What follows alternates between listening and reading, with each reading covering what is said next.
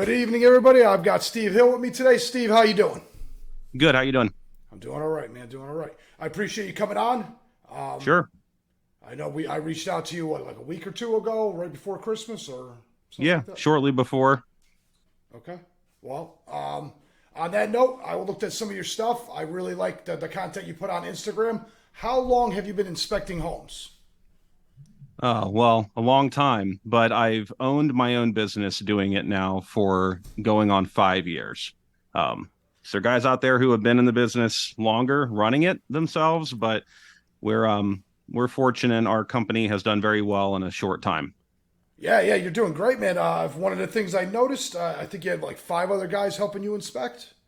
Yeah, so I really have one full-time inspector. I call him my lead inspector. His name's Tom, and a couple other guys. My wife actually joined my team about a year ago after being in the medical field for nearly 20 years. She was an ultrasound tech and a technical director.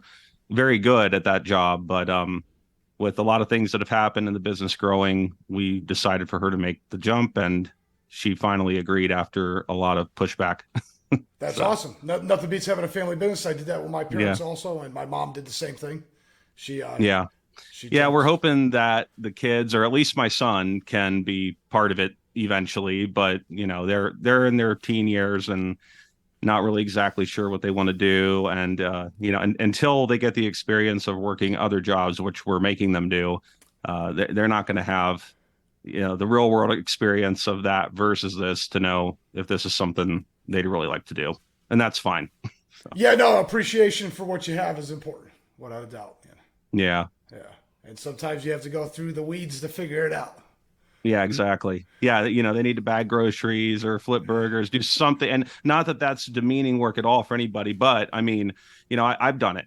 I've had plenty of other jobs, and it's for me. I tell people a lot. I didn't really find my passion until I was in, around like my early to mid 30s, I'd say. And one thing I love about this job is that we're always somewhere different. I'm unlike other positions I've had in the past. I'm not cooped up in the same building or on the same route. We're somewhere different every day. A lot of our days broken up by driving. There's a lot of spontaneity and surprises, and I love that. I thrive off that, and I think that anybody. I mean, we probably get on average at least two or three people, usually guys, a month who ask us, can I join your team, or how do I get into this? Because they see right off that it's a career they'd probably love. So, Yeah, no, you guys make it look fun, which is one of the key components to making a good job better.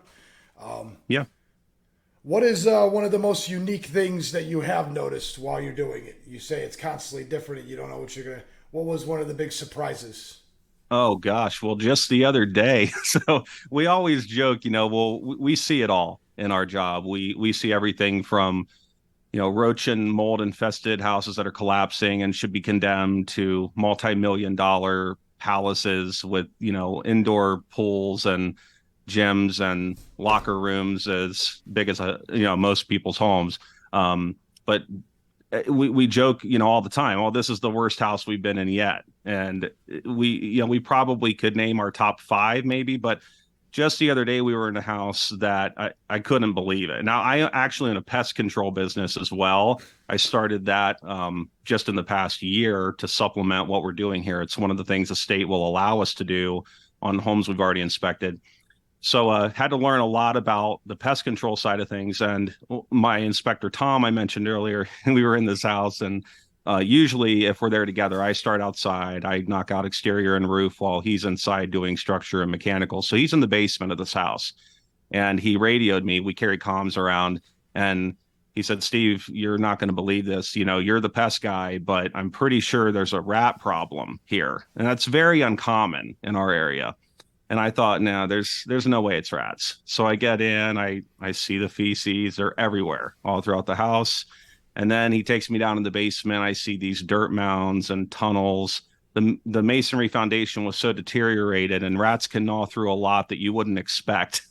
So they'd completely taken over this house. It was Wow, obvious, but wow. despite that, we didn't see a single one while we were there. They're very good at hiding, but that was one of the more crazy Yeah. occurrences, one Yeah. of our more wild findings, and that was just the other day. I It didn't was know. right after Christmas. Yeah, I didn't know rats did that until I saw it on what is it called? What's that show on TLC there? Oh, there's so The many of hoarders, the those. hoarder one. It was one of the Oh hoarder yeah, ones, yeah. and the guy had like 100 rats in the Well, house, and they were digging tunnels, like yep. multiple And this tunnels. house, I mean, it wouldn't have had that issue had it not been for how unsanitary it was. It was so unbelievably filthy. And of course, I can't say anything at all about where the property was, but it was really, really bad. Um, Wow. so so we're never out to kill anybody's deals. We report objectively based on a set standards. It's called our standards of practice. We're not to hurt any sellers. We just have a job to do, and Yeah. most people get that. But there are times, if I'm being honest, I think, oh, these people should really walk away.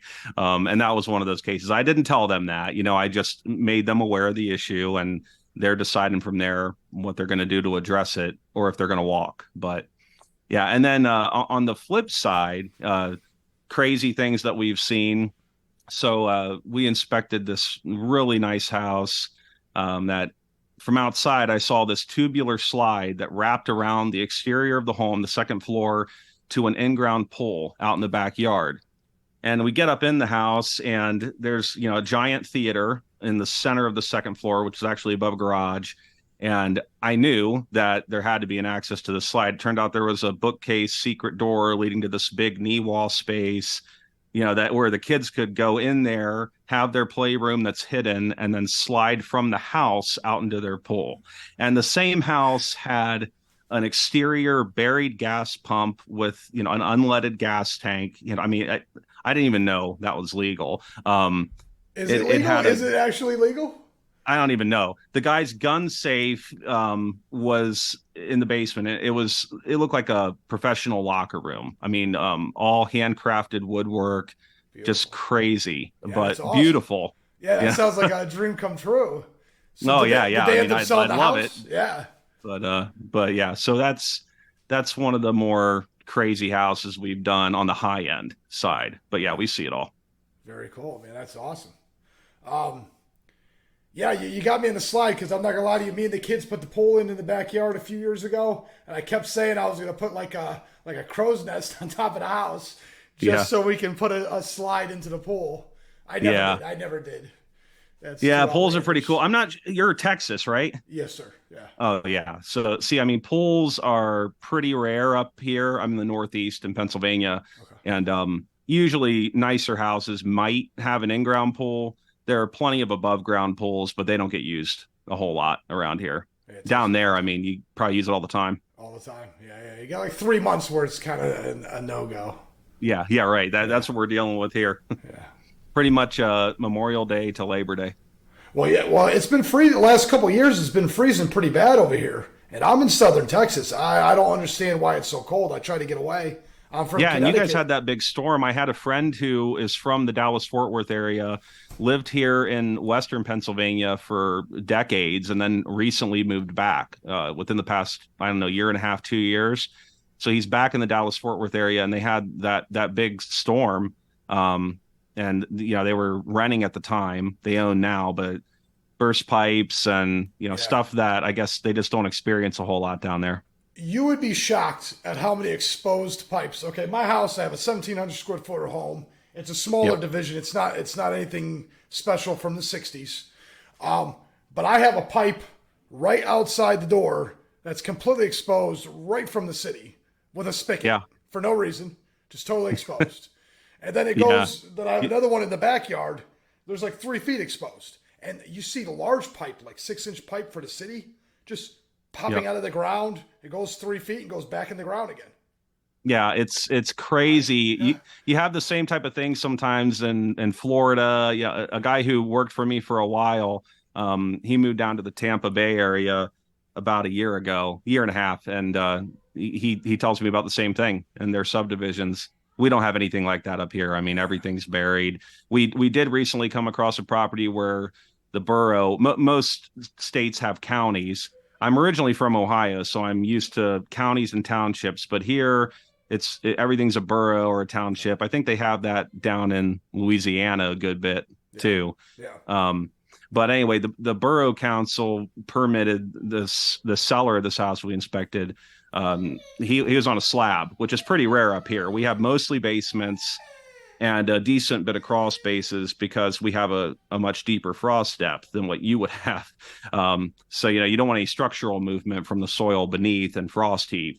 Yeah. But he wanted to install upflush toilets in the house so he wouldn't have to bust up his whole slab and rerun all new plumbing. And there's been a lot of sewer compliance work being required in this county that he's in. So they permitted him to run everything outside. So just these exposed 4-inch PVC lines running outdoors along the side of the whole house, a couple of them. So it's a little bizarre, but it works, and there's actually not too big a risk of freezing or anything with that. The biggest issue with it is sun exposure for PVC. Yeah, because So as long it as gets it's real encased, dry and crusty. Yeah, it'll just yeah, dry as long up on as you. it's encased and it's insulated, which that wasn't, so we recommended that. But it's usually not too big a concern. Yeah, we have a lot of slabs here. Actually, my house is on a slab too. Oh yeah, I'm Yeah. sure. I mean, you guys are probably about all slabs where you are, and that's nice in a lot of ways. The benefit to having a basement is, you have more space, obviously, that you can fish. You have easier access to a lot of your plumbing and wiring, another Yes. place to store your mechanicals, and it's really well temperature controlled if it's below grade. You stay like low to mid 50s pretty much all year round. So it's naturally a little warmer in winter and cooler in summer. Um, but with that comes all kinds of other issues. It's always a catch 22. Those walls are very prone to To leak. settlement issues and moisture intrusion. Yeah. Modern homes are built with a lot of waterproofing. So Yeah, we've I've seen, seen that. I've seen they put a lot of tar on the outside and extra foam board and all that stuff. yep, foam board, exactly. And, just French drain systems around the perimeter too at the footing. All that does wonders to help. So I tell people a lot, our great great granddads really knew how to build houses. Up here in the Northeast, we're privileged to have some of the oldest structures in the country. We inspected one recently, a mansion that was built in 1803. So just to give listeners an idea of how old that is, and this was a TikTok video that got a bunch of views, a couple that we posted for this place. Um, that was when Thomas Jefferson was president and a year before the Lewis and Clark expedition. And it was, nearly 60 years before the American Civil War. So really old. Everything was a half lap joints with pegs for the roof structure, true masonry walls. They had a chinked log sided cabin that was originally somewhere else on the property that they moved over the years and attached it to the house. So all these were hand hewn logs that somebody would have taken, an axe or another blunt object and just hacked away to make the edges of each of these logs straight. And then they put chinking material in between them, which is a mixture of lime, sand, clay. But all this stuff used to be taken, most of it, right from the property. They would take clay and fire it, and that was the brick for the home. And they use true 2-by lumber later on, so still really old, but not that old. Um, and I mean, square nails. I mean, everything used to come from old growth forests that we've mostly milled down now. So the wood had really tight, dense growth rings. Everything was very strong. So modern homes are actually, a lot of people listening to this are probably going to argue with me, but I'd argue that in many ways, especially with the artisanship, the craftsmanship that went into old building, and without the modern tools that we have now, it was really a work of art, and they're very well built. A lot of them, not all, but um, but newer houses are just much more energy efficient, and all the codes have seemed to push more in that direction. And we can all see that. I mean, all the legislation being pushed is for green energy, wind and solar, things like that. Yeah. But yeah, one of the other big advancements, though, in modern building and building science has been drainage. And that's huge. In an older building, you like if you have a fieldstone foundation, it's usually best to just let a lot of that water come in freely and to have an interior drainage system that's going to catch it and pump it back out. Yeah, So, yeah. A lot of the houses in Connecticut had those sub pumps, and even some yeah, of the foundations had like a little divot that drew the water towards the sub pump. right, exactly. Yep. Yeah, and it's funny because I'm originally from Ohio, like I said. Went to Ohio State. I mean, we had a really bad loss the other day, 1 point to Georgia in the CFP playoff. But anyway, yeah, there. I mean, almost every house had a sump pump, at least in my area. And then I come over here, and hardly any place does. And septic, whole other world. In my area, nearly all the components outside the tank, the leach field. Well, the leach field's always going to be buried, but the tanks are almost always buried because people think they're an eyesore, and then a lot of people don't even know where they are. Back in Ohio, it seemed like everywhere I went, they were all exposed and accessible, and they should be. But um, anyway, it's just funny how regionally throughout the country things are very, very different. You might go out west or to the southwest. Somebody who's inspecting down there doing the same thing we are may have never even seen knob and tube wiring before, or never seen timber framing or true masonry walls, and we see it all the time. Yeah, the old Thomas Edison wiring wouldn't even exist in the Southwest. Yeah. By the time it got there, it probably was already obsolete. Well, I mean, knob and tube isn't really too awfully old in the grand scheme of things. I mean, we're talking like the house we did that was built in 1803. It came long after that, But and it's funny, there aren't any inherent known defects with knob and tube. Its sheathing is just brittle. So when people go to improperly tampering with it or splicing it, or if it gets over insulated, it can cause problems. And that's mostly why it's prohibited for new construction now. But a lot of electricians will tell you, they see fewer reported incidents from knob and tube than they do from older Romex No. or other cloth sheathed wire. So, Yeah, yeah. 'Cause I'm just thinking, in the last 75 years, there wasn't a whole lot of people in the Southwest until air conditioning was the norm and oh, central yeah, air. yeah. There couldn't have Yeah, been that big of exactly. a It's crazy population. when you think of the age of our country, at least from our country's founding. Not, I'm not talking prior to that, but after the Lewis and Clark expedition and all that was developed, everything out west really is very It's, new. yeah, it's real new. 'Cause I'm looking at San Antonio right now, and Yeah, it's still booming. It's still a baby city, basically. yeah, Yeah, compared to yep, like New York yeah. or I mean, Boston. I think about that often, the timing of things, and I never take for granted when we go to inspect these older structures. It just hits me every time. I do it every day. I mean, we're not in an old building every day, but probably at least 2/3, 3/4 of the time, because we do a lot of inspections. And every time I go in one, I think about all the families who have lived in the house. If it's a home, we do a lot of commercial too, or the businesses in a commercial building that have taken place over the years. We did a really old building a while back that we were brought in as a consultant for a redevelopment authority, to help write up a scope of work for them. So they wanted us to inspect the building, draw up this scope of work so they could send it out to contractors across the country to bid on the job. And then, they're getting some state and federal aid money to help subsidize this. And that was a really neat project. And it's the kind of thing we're really passionate about being involved with. But this building was amazing when it was first built, and it's huge. And now they've got a barber and a pet groomer, and I think a lawyer. But it's like this eclectic mix of all kinds of people in there. And the original builders would have never imagined in a million years that Then it would get those chopped up, yeah, yeah, into little stores. yeah, those people would be doing those kinds of services in there, and that's fine. They get to say they're working in a neat building.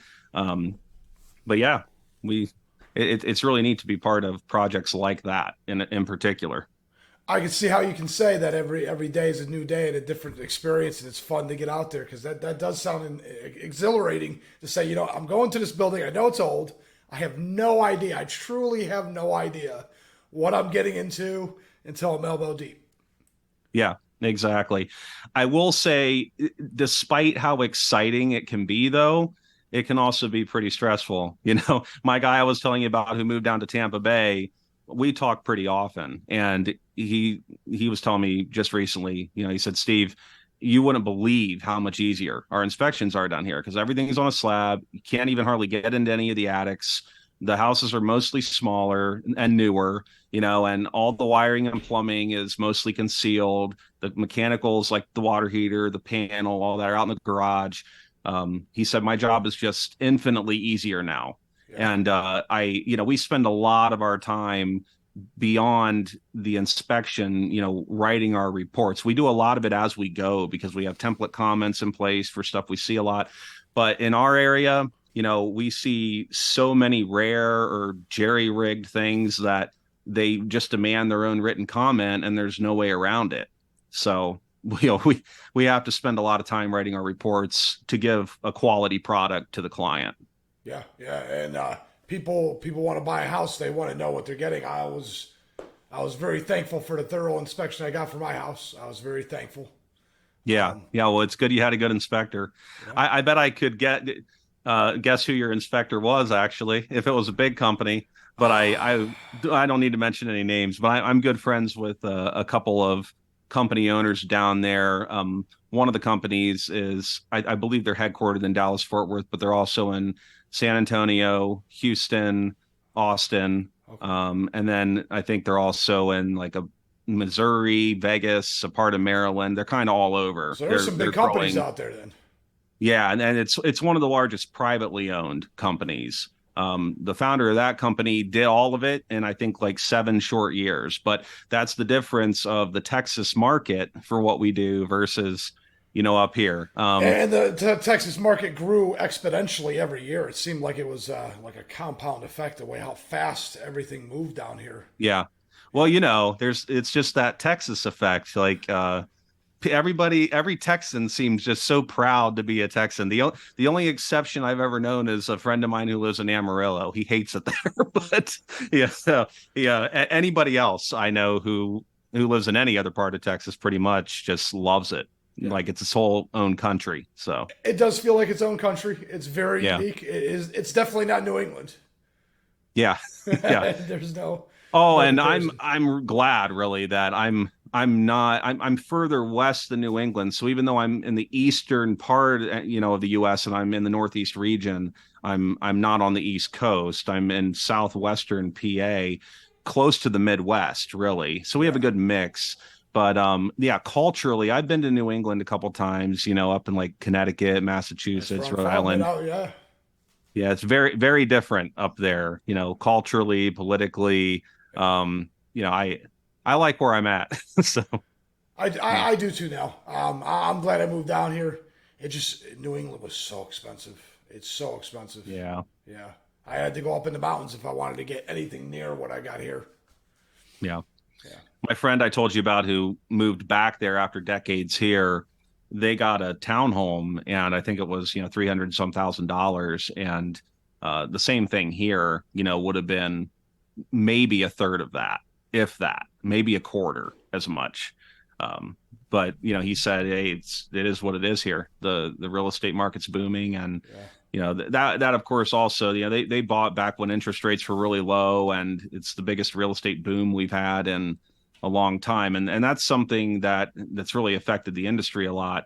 On our end, we you know we had a lot of these bidding wars, and that's something that historically has gone on in places like Southern California or Arizona, places like that. Not so much in the Northeast, but during the COVID time period, we had a lot of bidding wars on houses. And in order for people to even have a chance at getting their offer accepted, if they were going in against multiple other offers, they were having to do escalation clauses in their agreement of sale, which basically, is a clause in the agreement. I'm not a realtor, but I understand how that works. Says, kind of like when you bid on eBay, like I'm willing to pay up to X amount for this house. So maybe the house is listed at 250 and they say I'm willing to pay 300 for it. And even if it doesn't appraise for that. And, if somebody else comes in and bids 255, then their bid automatically goes to 255.5, something like that. I think it adds about $500 each time, but they're having to do these clauses to escalate it. They're having to waive inspections a lot of times, and that's the I kind of have a thing that really question. gets you in Can trouble. you do that without paying cash? Can you waive an inspection and have the bank finance it? Yeah, so inspections are actually never required. Appraisals are required anytime you're getting a loan, and that's because the bank wants to make sure, number one, that they're not overpaying for the property in case you default on the loan and they're saddled with it and have to resell. And number two, they're wanting to make sure that a property they're financing isn't riddled with any major durability or safety issues. So our job and the appraiser's job overlap a bit. An appraiser is looking over a property and inspecting things to a point, but not nearly as thoroughly as what we are. They're looking for things like prevalent mold or old lead-based paint that may be toxic on an old house, a roof that's shot, something like that. Missing handrails for a government issued loan. We report on every tiny little defect. A malfunctioning drain stopper is noted on our report. They're never going to even pay any attention to that, the appraiser. But their main job is to value the property, and that's their expertise. And we're not. That's not in our wheelhouse. We just stick with inspecting. So the jobs overlap, but people confuse us a lot. And for anybody listening, that's important to know. You are not required to get a home inspection, but if you're relying on your appraiser for that side of things, there's going to be a bunch of information that you're not getting about the home that you probably wish you would have had. We just got a call today from a lady, and this was a house that we inspected back in April of last year of 2022. I remembered the house well. It was very nice. It was like a $800,000 house. And she said, I know that you guys performed the inspection on the house, but the seller isn't willing to show us the report. Well, the seller, it's not his job to share the report anyway. The report's owned by the inspection company and the original client, which is usually the buyer. So, to give her anything, I would have to get permission from the buyer. But anyway, she was just calling to let me know that she went against her better judgment, waived an inspection, didn't bother looking over anything because the guy, wouldn't work with her on that and didn't disclose anything. And now she's moved in and has encountered all these issues. And she said, he told us we didn't need to do that. I trusted him, and now we're saddled with these problems, and lesson learned. But that's after signing on the dotted line for a near $1 million home. So it's crazy. The moment you say you don't need to do it, that's when I know I got to do it. Yeah. Well, if some, and obviously the seller has a vested interest in selling the home. They're never. I mean, we do come across plenty of honest sellers. And I always like to give people the benefit of the doubt and assume that they are being truthful and upfront, and they're supposed to disclose on their seller's disclosure anything, before the sale. But it's pretty easy though for people to claim ignorance on something, like, oh, I can't say that I knew about the termite damage because I'm not a pest control technician. I'm not trained to identify that. And that could fly. It's hard to fight that kind of thing afterwards, but that's where professionals come into play. So yeah, there's definitely protection in having you guys go through everything, without a doubt. Yeah. Well, Steve, I have a question. What got you started on putting this stuff out on TikTok? Oh, so funny thing is, I vowed up front when I first found out about TikTok and it was kind of teenage dances that I was never going to do it. Yeah. Oh, all kinds of stuff. My kids did it, they don't do it so much now. But I had been pretty active in other social media platforms, mostly our Facebook business page, a little bit on Instagram. Probably should have gotten more involved with that. But I decided one day to just give TikTok a try and reported on an issue at a very common issue at a water heater that we came across, which was just plastic, PEX piping being run to the connections. Yeah, we should have at least 18 inches of copper. And that video, I think, got like I don't know, 200 and some thousand views overnight, very quickly. So I was blown away by that. And of course, that just fed, my ego and me wanting to do it more. Um, so, I just had a much bigger response on TikTok. And it didn't surprise me because when I got to looking into it more, I mean, it seems like every generation, the attention span goes down, right? It used to be like, my parents were probably pretty big readers when they were younger, and their parents, my grandparents, were probably even more so, and very educated, smart people, right? And then every generation, it's like, things, technology advancements happen, and TV gets in the video way. Yeah. videos everything now, so when TikTok started off, and I can't remember, it was 30-second videos or minute clips, whatever, and now they've increased that some.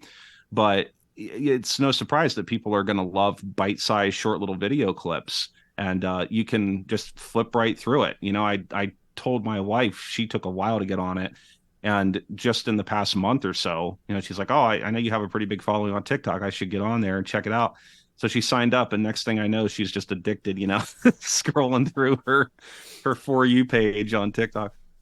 But the Yeah, and technology then is we had fun. a yeah, it is. And then our biggest video that I like to say it went viral. I don't know what the definition of that really is, but it hit over 1 million views in like a couple or few days. So I thought, well, that's considered viral. That's viral. Um, Yeah. yeah, I was that one I was excited about, but we found an old fire grenade that was still intact. It had old yeah, carbon tetrachloride, whatever it is, in this old glass ball, and it worked by suffocating the fire. Basically, it was hanging in this little holder from a rafter in an old walk-up attic, and one of my guys, his name was Jordan.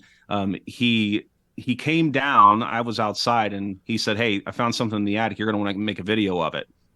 And didn't tell me what it was, so I went up and made the video, and I posted it, and my daughter looked at it later, and she said, "Dad, this is going to be your most viewed video, and it's going to get more likes and more comments." I said, "How do you know?" Because I honestly, like, I still haven't found this magic way of figuring that out. I do videos on things I come across that are interesting or rare or helpful tips, and every time I think, "Oh, this could be equally interesting to people or valuable." And but the kids, it's like they know.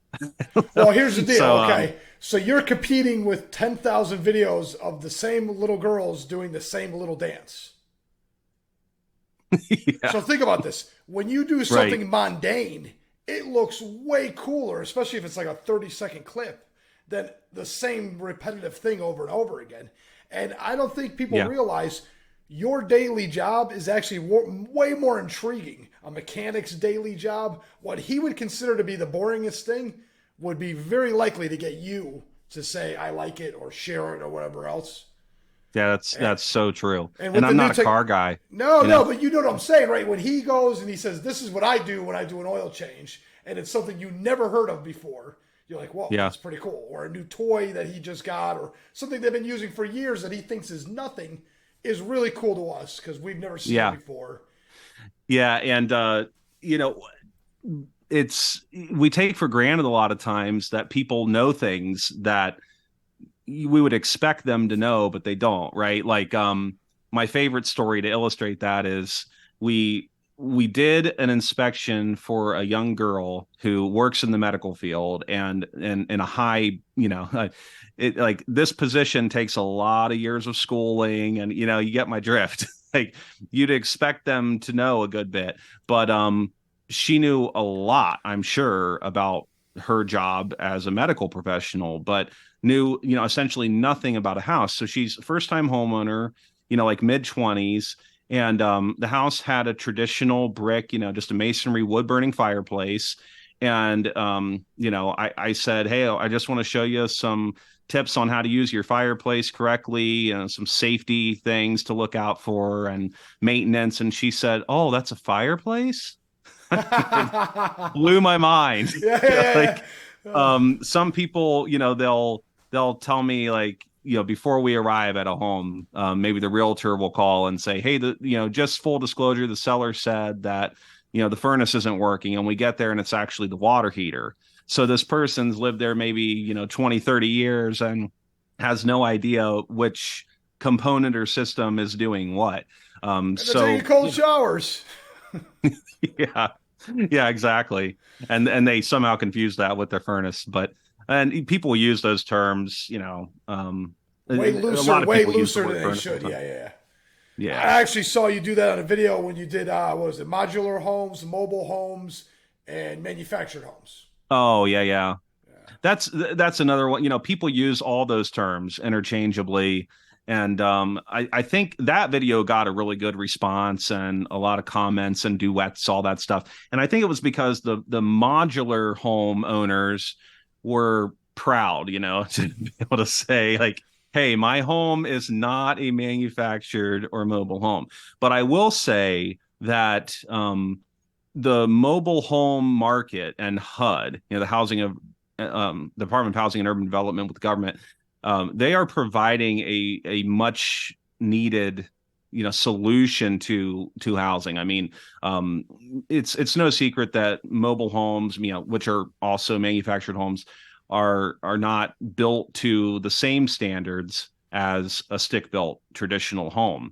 Some cheaper components, thinner materials, and that's to be expected. You get what you pay for with most things. But for people to be able to own one and to be a homeowner and just have a lot fee, I mean, that's huge for a lot of people.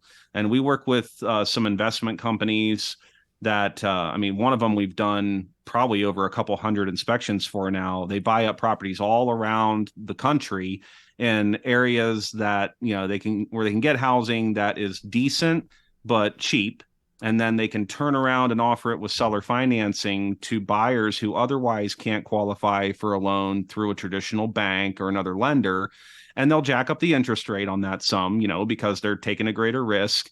But they have they use us only for their inspections in our area, and then they use only one other realtor, and we deal with her all the time. They'll have her go out and look at 4 or 5 houses in a day sometimes, and she gets back to the office in the afternoon, and they'll say, okay, put this offer in on these 2 properties, or sometimes maybe none, or today we found 3 properties and we want you to put these offers in on all of them. And it's like bam bam, but they buy them up, they fix them up a little, and people get housing. They have to pay a little more in their interest rate, but they're homeowners and they're usually paying less than if they rented. So Yeah, yeah, rent's outrageous. I don't know if that's nationwide, but around here, man, well, a it's gone three. up. I mean, Yeah, yeah, rent rates are, I'd say, pretty reasonable in our area. Probably a good bit cheaper than where you are, yeah, or yeah. certainly an area like California or New York City or something. But yeah, I mean, around here, I'd say an average rent amount Three for like a bedroom. 2 to 3 bedroom is Yeah. maybe $600-700 somewhere around there. Wow, we're talking 2 grand.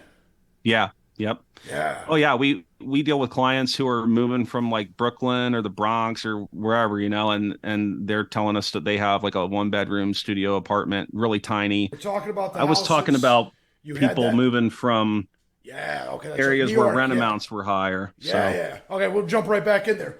So yeah, down here when I first got here, I rented a house for $900, the whole house. yeah. I've owned my house now for 6 years. Since then, they've like quadrupled. The Oh value my of my house gosh. quadrupled and the rent quadrupled. So I'm you I'm so you like a got suburb. I'm a suburb of a suburb of San Antonio.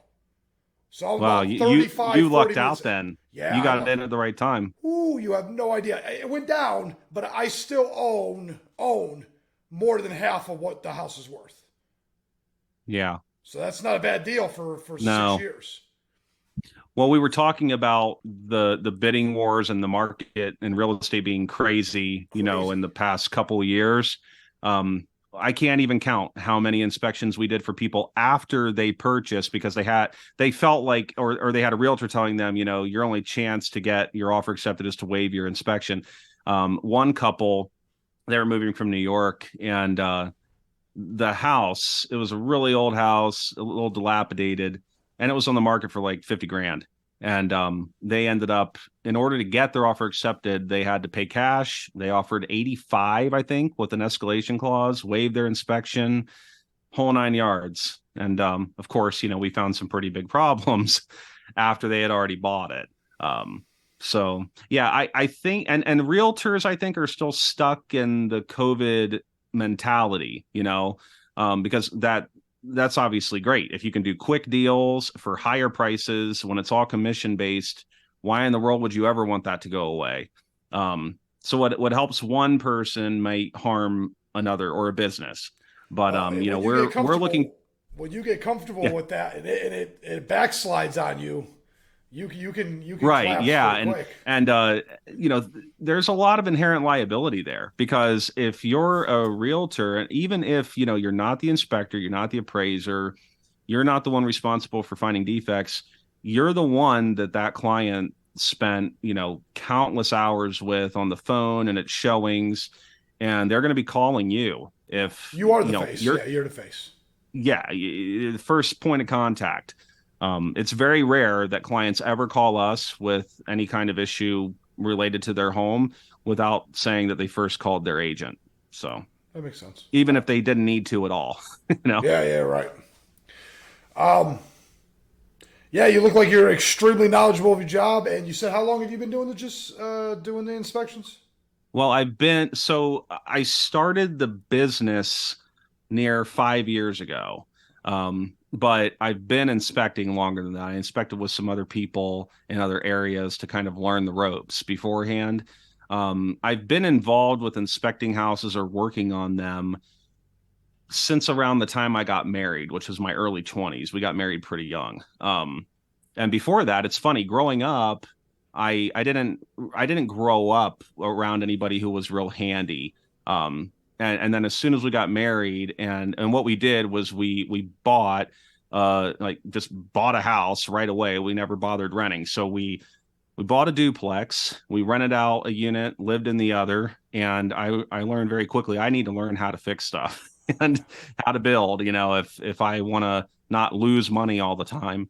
Um, and things break down and tenants have complaints, and you have to know how to deal with it. And if you're paying somebody else a premium, a plumber, an electrician, a roofer, carpenter, whoever it may be, to come out and make these repairs all the time when they're really pretty simple. I mean, if there's one thing I could do beyond the bread and butter of our business, our inspecting and environmental testing, it would be educating people on how to DIY projects at home. Every investor we deal with, I tell them that, if they're new to it, they ask me, what's one bit of advice you can give me? I say, well, rather than just relying on a property management company, as long as you're close to the property, learn how to do some basic things. I mean, nowadays with PEX and shark bite push fittings and stuff, I mean, Simple, very plumbing simple can plumbing. Yeah. pretty simple, right? Even electrical. I mean, electrical is really intimidating to a lot of people. An electrician friend of mine says, "Yeah, but the good thing about electrical is it lets you know when you made a mistake." And, you know, that's usually true. That's a good one. I like But that. it's really, if you know some basics, it's really not all that hard. And honestly, a lot of it seems so overwhelming and complex. Like, we have a lot of boiler systems here. And if you're used to a forced air system, and you see a boiler, your head would spin. Like, what in the world are all these components? But it's really a pretty simple system. And once you learn it and you understand how it works, you can kind of troubleshoot things pretty easily. Most of the time. And when you're a homeowner, it's just good to know all that. Yeah, be as self-reliant as possible, especially when it is coming out of your pocket. Yeah. Yeah, Yep. I I like mean, that. even if you have all the money in the world and it's no big deal to pay someone, do you really want to pay somebody to come out and tighten down the nuts on toilet closet bolts if it gets a little loose? I mean, that's such a simple job. As long as you can bend down and you can Yeah, use a wrench, you can do it. that's actually a TikTok trend. There, it's only the rich have the luxury of being useless. Yeah. Yeah, poor Yeah, it's people don't very have that. true. Yeah, people don't have that luxury. Yeah. Well, if you want to not be poor forever, at least. Yeah, and to that point, I think that because a lot of people, I've tried other things before I was really successful with this and felt like I really found my calling, and I would have never imagined growing up that I would be a home inspector one day. My wife shares this story a good bit, and I don't even really remember it, but she remembers it plain as day. She said, I was driving home from work one day and I was unhappy in my other job. And I shouldn't say unhappy, just I wasn't making what I wanted to. I didn't feel like I was being utilized well, and I wanted to be more autonomous and have more control over my own destiny and supporting my family. So she says that she called me one day on her way home from her previous job, and I said, I have some news. I know what I want to do with the rest of my life. I don't remember using those words, but she swears that's exactly what I said. And she can pretty much quote verbatim back to me what I said. And the funny thing is, I can't even really remember, what exactly made me think, oh, I'll be a home inspector.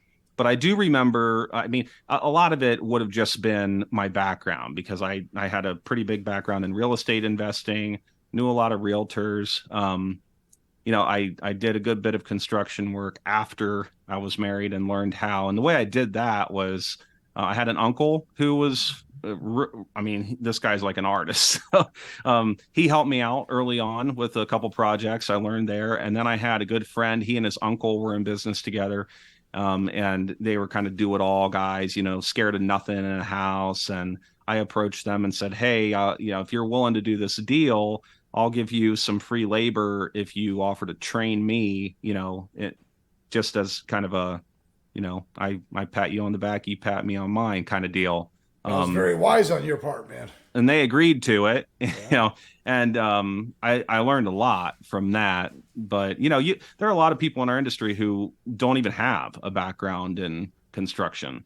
And I don't have an extensive background in it. Some of the people who work for me do, but, you don't really have to be good at the job, but it definitely helps to have Yeah. at least some knowledge of it. So, Yeah.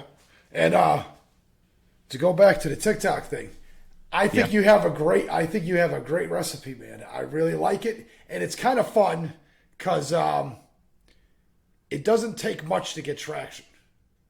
Oh, yeah. Whereas other things like YouTube, it takes so much effort and time, and you got all these other things.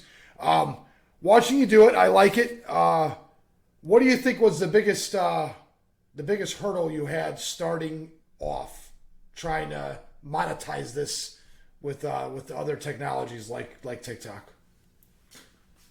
Well, that's a really good question. Um, Honestly, one of the biggest hurdles, and it's going to sound silly, was getting my Google AdSense stuff approved because everything has to match perfectly. And you're right. I mean, YouTubers, like people who do that and make a ton of money, like the Beast, that guy, I mean, Make some it's real hard money. work to get Yeah. there. There's a lot of content creation and research into what is tracking and what's popular, and that is really important, I think. But your camera equipment, your lighting, all that stuff has to be pretty top notch. The audio especially has to be really good. Everyone says your video, if your video quality isn't great, people forgive that, but they won't forgive bad audio. So I don't know. But yeah, I haven't been great about keeping up with the YouTube channel. I need to be better about that. But TikTok, I haven't really had too many hurdles, to be honest, because for the most part, there's always been a good response, and of course there are naysayers like in anything. But it's like for every one naysayer or one smart aleck, you have 100 other people who are liking it and saying, "Oh, this is super helpful to me." So that you got to kind of take the bad with the good. Well, my biggest the biggest podcast that got the most views was the one I had the least faith in. It was this French Really? guy in France. He was a professional piano player. I had no idea he was going to catch so much traction. He ended up like, I would say at least 30% of my views at the time. He increased it by 30% and Wow. changed my male to female ratio by like 15 to 20%. Oh, well, yeah, that's no in like a surprising with the couple music days. Yeah, end of yeah, in a things. couple days. So I was like, man, Yeah. I didn't even see this coming because I kind of brushed him off because it didn't look like anything special. A younger Yeah. guy is handsome. It just went right over my head. I didn't think it would be anything at all. And Yeah. getting that small traction makes it so much more fun. And I think that's why TikTok's a lot of fun. And then they did something that was genius.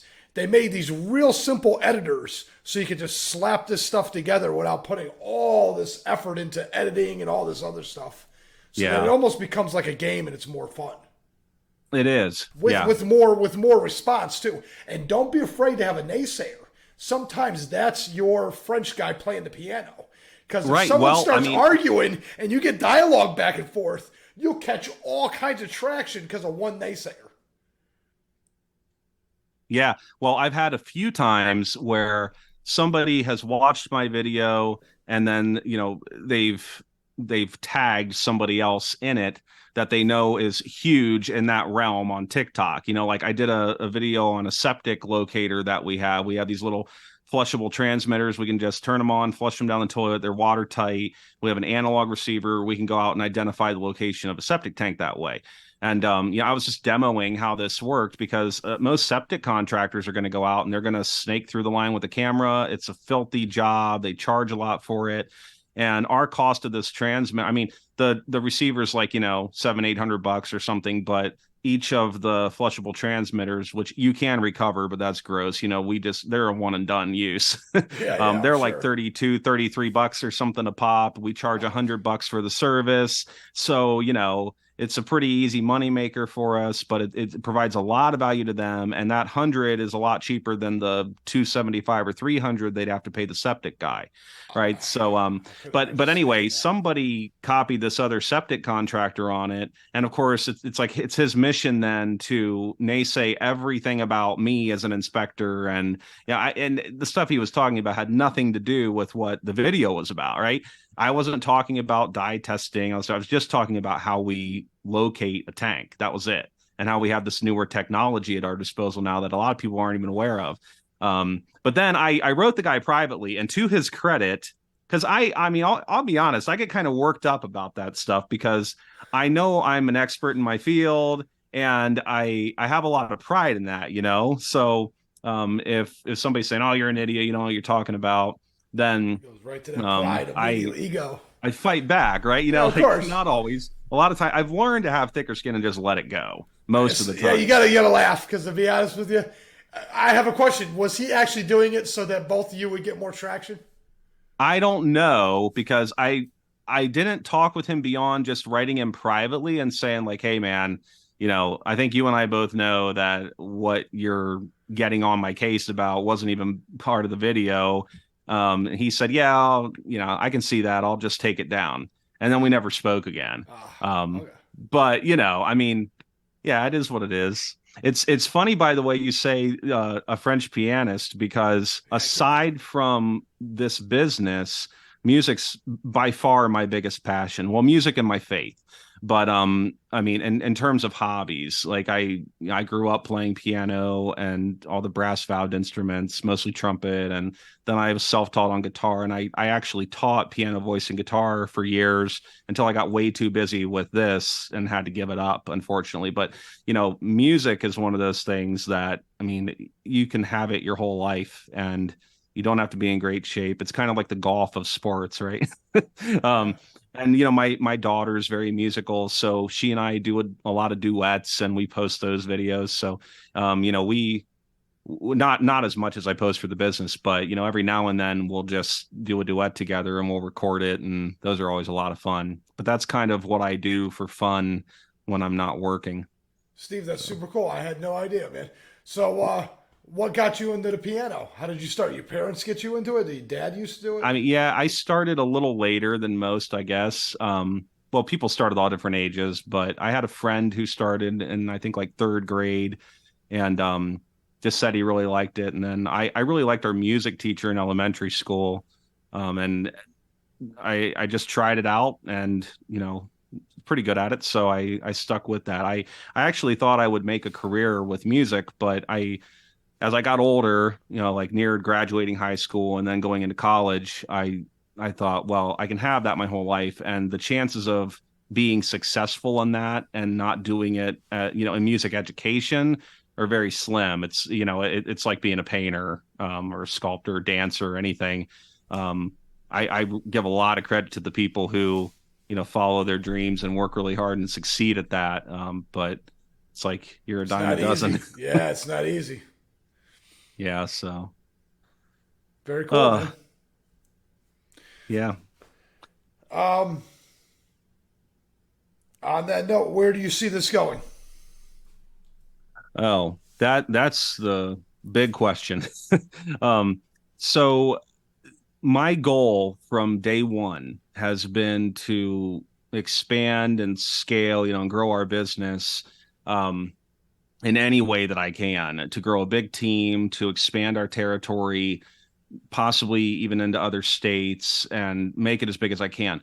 The hang up that I have with that has always been, you know, uh, one, finding really good, solid people. I mean, if I post a job, I might get 300, 400 resumes sent in and applications, and I look over them all, quickly, and there might be one or two people out of a few hundred that I think might even be halfway decent at the job. You cannot be. You have to be pretty bright to be a really good inspector. You have to have a strong knowledge base, a lot of common sense, and one really key thing that a lot of people are unfortunately lacking is you have to have really good writing skills. And you have to be a great communicator, because you're communicating with buyers and occasionally sellers and realtors all the time, lenders, just a bunch of people. So you you have to be good on multiple fronts, and that's tough for a lot of people. But anyway, I still see that as our goal, and I'm admittedly not always the best boss. I'm such a perfectionist with everything we do, and to me, like, baseline, you're doing your job well, and like you're earning your pay is doing a great job to me.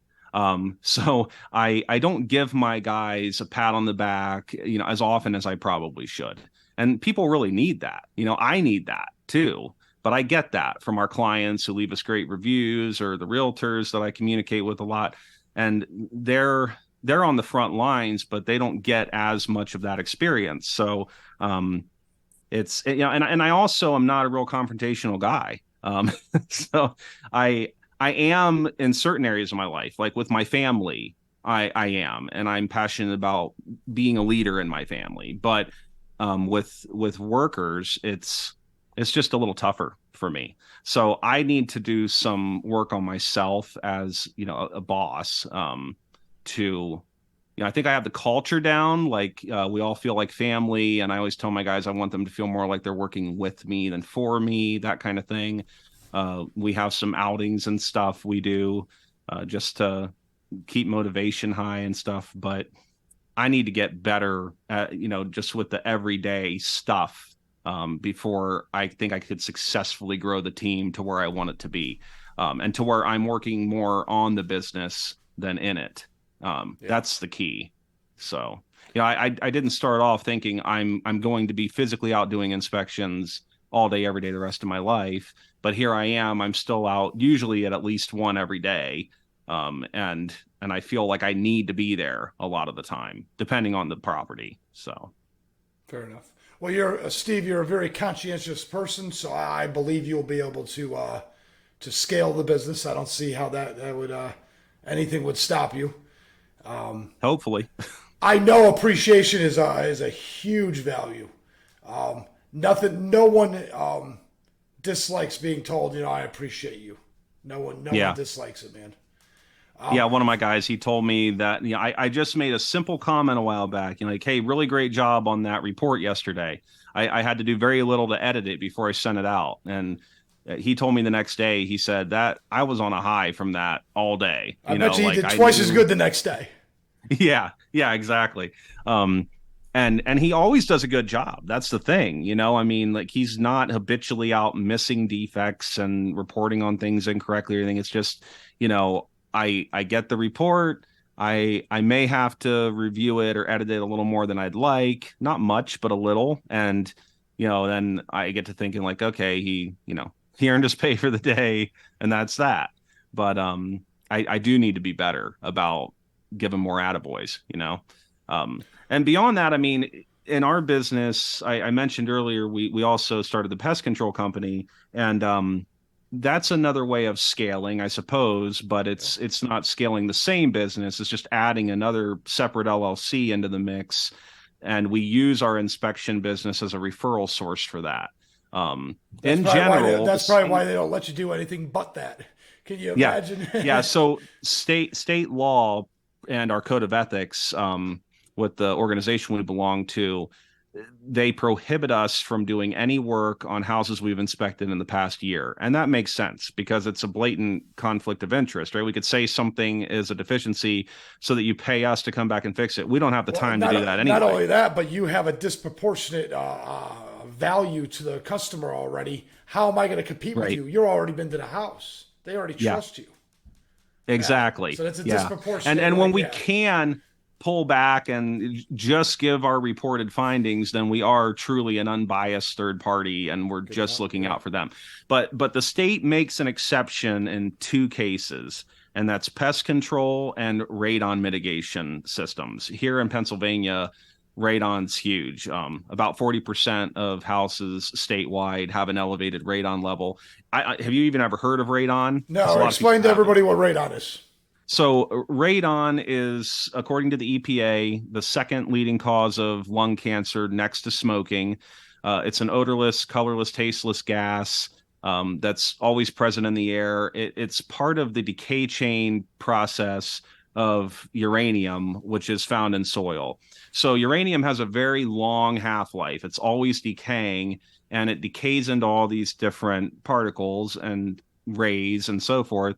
And we measure the radon gas, but it's actually the what are called the alpha particles that radon partially decays into that can attach to genes inside of your lungs and can cause mutations over time. So all the studies on radon have shown that it's long-term exposure, and of course, the higher the level, the greater your risk. And if you happen to have to live in, or work in an environment where there's a really high radon level and you are a smoker, your chances of contracting lung cancer, according to the studies, go through the roof. So a lot of the initial studies for radon were conducted here in Pennsylvania because of all the mining that goes on here. Ah, okay. Because I Um, was going to say that's such a peculiar thing to have focused in your area. But the yeah, mines make sense. The mines make sense. Okay. yeah, and they think that's probably the reason, but it really every region kind of has its thing. Up here, it's radon. Down south, termites are a huge problem. It's caused billions of dollars worth of damage every year. We do get them up here, but they're a lot more rare here in the north than they are down south. Yeah, that So, makes sense. Yeah.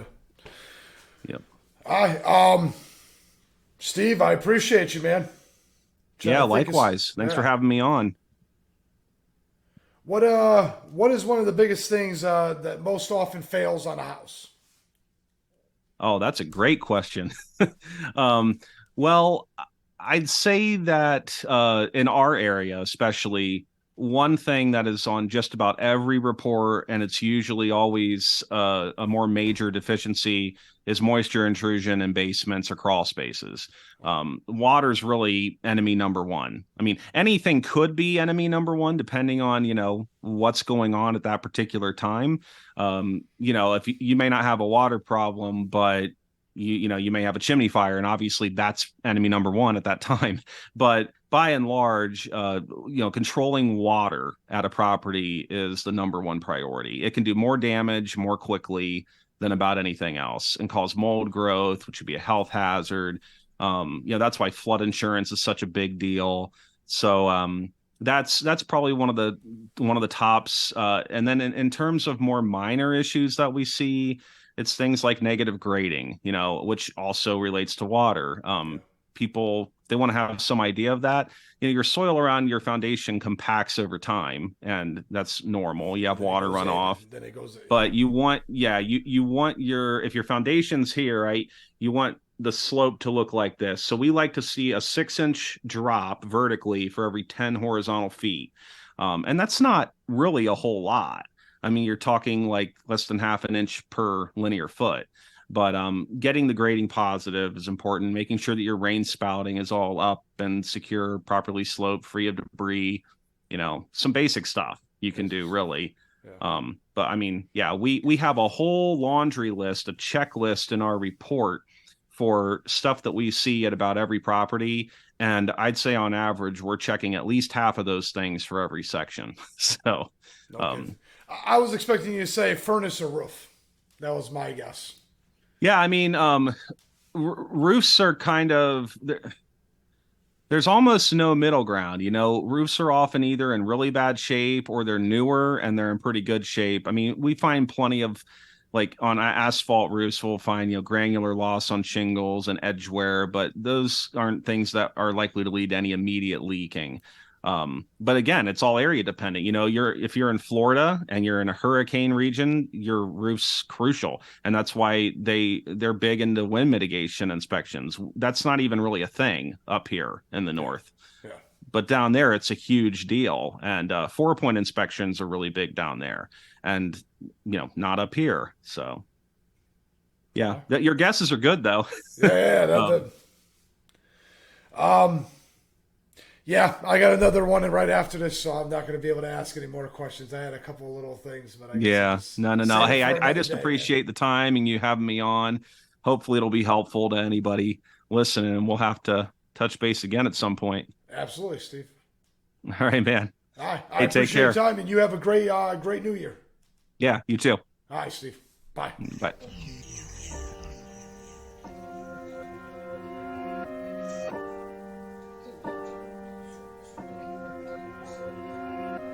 Weather is good, sun is shining, shining. Don't get my vibe.